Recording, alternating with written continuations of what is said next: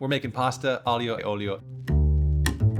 It's super simple. All it is pasta, which is the first word in the recipe, and then aglio, which is garlic, and olio, which is olive oil. We're gonna throw in some red pepper flake. Plus, we've got some beautiful parsley here. Well, it's less than beautiful right now. It's on its last legs. It's just about dead. But I did put it in water to make it look prettier for you, even though it's been in a plastic tub in the fridge for 2 weeks. But you can't even tell. It's it's moderately limp, and look, that never happens.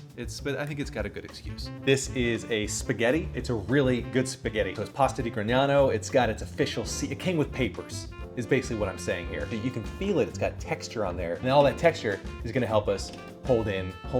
And all this texture on here is gonna help us hold the sauce onto the noodle so that we stuff it in our food hole, we get a lot of the sauce. And so you get less on the plate and more in your face. Gragnano is actually a nice little Italian city, region, area. I don't know, I've never been. I just read about it on Wikipedia, so I can tell you some notes about it. It's just south of Pompeii, which you may know as the famous city that was covered with ash when Vesuvius, also nearby, erupted. After this eruption happened, it spewed tons of ash. It found its way, it killed a lot of people. But it did find its way into the water, into the city, and actually what that means today is that it has nothing to do with the pasta at all. All right, first, let's get going with the garlic. Now let's give this parsley a rough chop.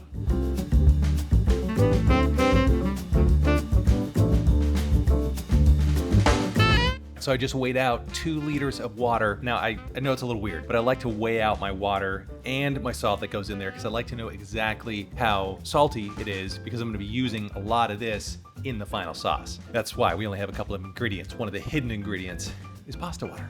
All right, so I just did 2 liters in there. I'll do 1% salinity, so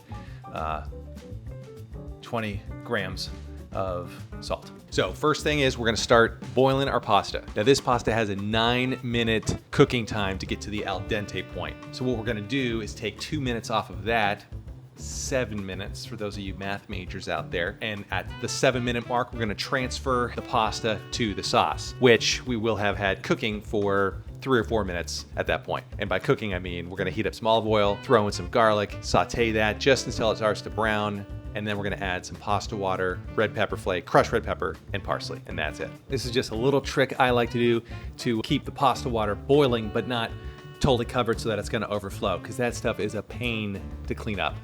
Right, babe? And I got a smile. You see that? That was a close call. It almost went over. And then one of us would have had a cleanup duty.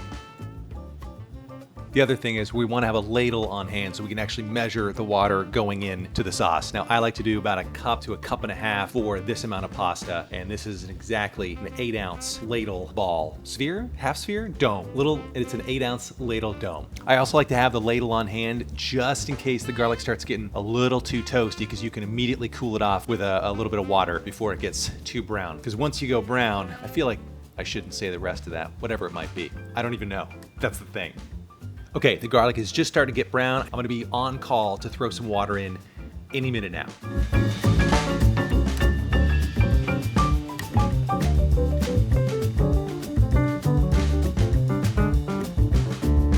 Oh, this sauce looks and smells amazing. Check it, it's so glossy. Anyway, that's why we added all the water. It's gonna be so good. All right, let's plate this bad boy up because I'm hungry.